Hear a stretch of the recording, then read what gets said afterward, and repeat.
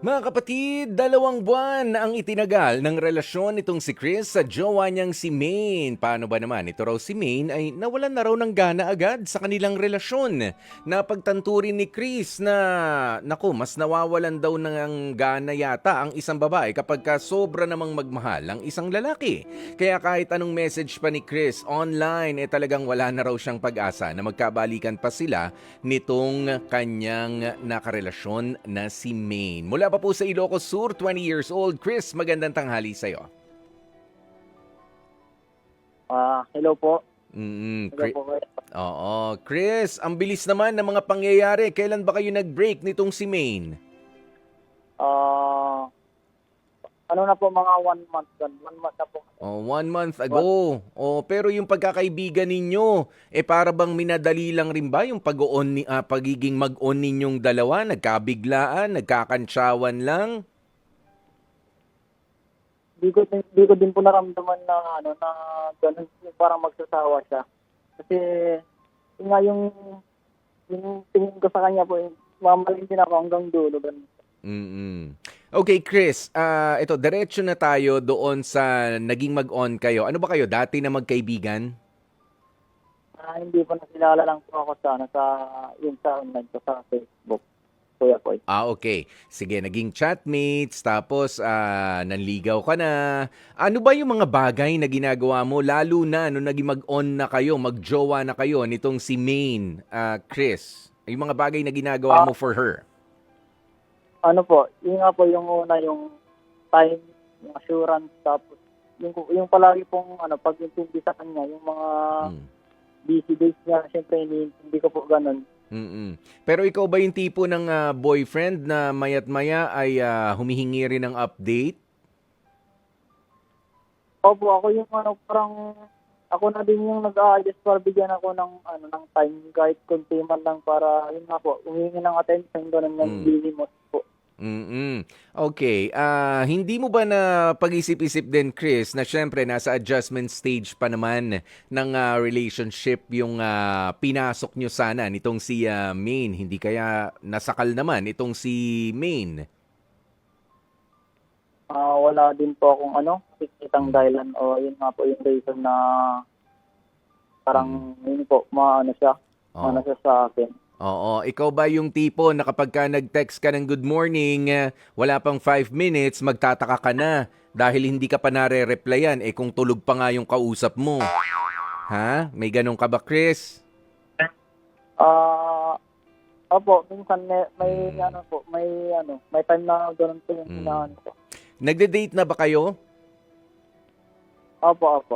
Sa mga date ninyo, ano ba ang mga preparasyon naman na ginawa mo para kay Maine?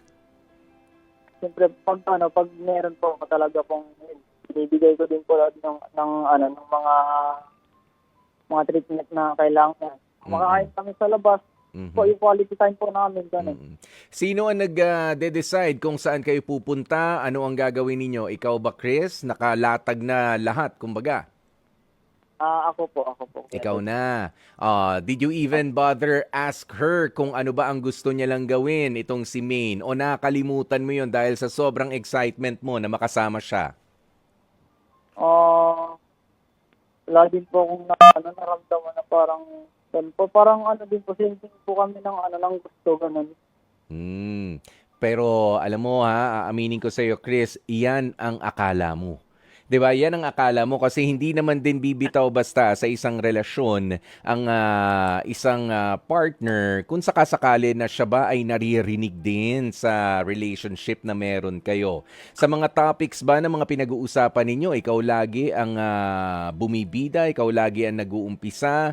Siyempre alam ko, naintindihan ko na excited ka, masaya ang feeling mo no na talagang bago pa lang yung relationship ninyo, 2 months old. Pero hanggang 2 months lang ang inabot. Pero Chris, alam mo sa pakikipagrelasyon, hindi naman yung mga preparasyon mo, hindi naman yung mga kwento mo ang importante. Kailangan din natututo tayong makinig sa ating partner. Ano ba yung gusto niyang gawin? Baka meron din siyang gustong ikwento. Kung ikaw naman masyado kang hyper na hyper ha sa pag-share at sa pagbuhay ng relationship ninyo, baka nga nami-miss out natin na, teka lang, kailangan ko lang munang dito lang sa gilid, pakinggan ko rin naman yung jowa ko. Baka doon ka nagkamali, Chris. Matatanggap mo ba yon? Actually, Kuya Poy, yun nga po, pag may, hindi kami nagkaintindihan, yun nga po, tinatanong ko kung parang may mali ba akong nagawa. Ganun po. Oh, yeah. Nagtatanong ka na agad. Tinatanong ko po kung mag-open ka sa akin, ganto, ano bang problema sa atin. Yun po, parang bigla nang, yung magandang araw niyo, bigla, parang nagsama kayo. Tapos bigla masaya kayo, tapos yun po, biglang, hindi na po sa akin. Ayun lang. Oo, pero ganyan talaga yon ano, Chris? Kaya sa susunod, pang ilang girlfriend mo na ba si Maine? Pangatlo po, Kuya. Pangatlo. Doon ba sa naunang dalawang girlfriends mo, may ganyan din na nangyari? Yun po, yung una po, fell out of love din po.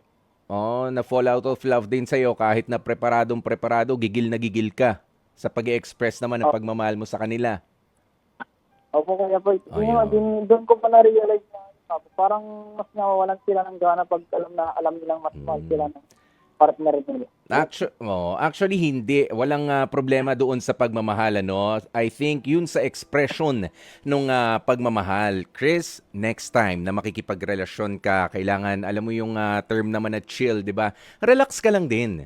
Okay, relax ka lang, magtanong ka, ano bang gusto mong gawin, ano bang gusto mong pag-usapan, o baka ikaw naman ang bumangka ngayon. Mahirap din nga naman kasi na ikaw yung bida ng bida. Kumbaga, may mga gusto ka na ipakita sa kanya na magagandang kaya mong igawa, bigyan mo rin naman ng pagkakataon yung partner mo na magawa yung mga bagay. Okay, na sa tingin nila ay makaganda rin sa inyong relationship. Baka kasi overly prepared ka naman, 'di ba? Sa bawat lakad ninyo, bawat plano, hayaan mo rin sila na maging creative kung papaano nila i-express yung pagmamahal. At matuto ka rin na mag-appreciate doon sa mga maliliit na bagay na kayang i-offer ng partner mo. Okay, Chris? Opo, Kuya. Oo. Chill ka lang. Relax lang. Okay? Huwag masyadong gigil. Oo. Alam mo, sa panggigigil, maraming nasasayang na mga pakikipagrelasyon sa ganyan.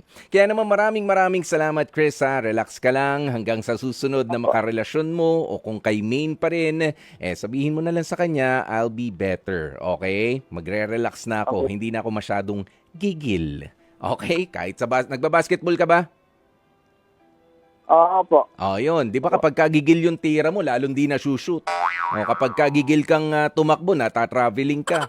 Ganun din sa pagmamahal, pare. Di ba? Huwag masyadong gigil. Relax lang. Take your time. Okay?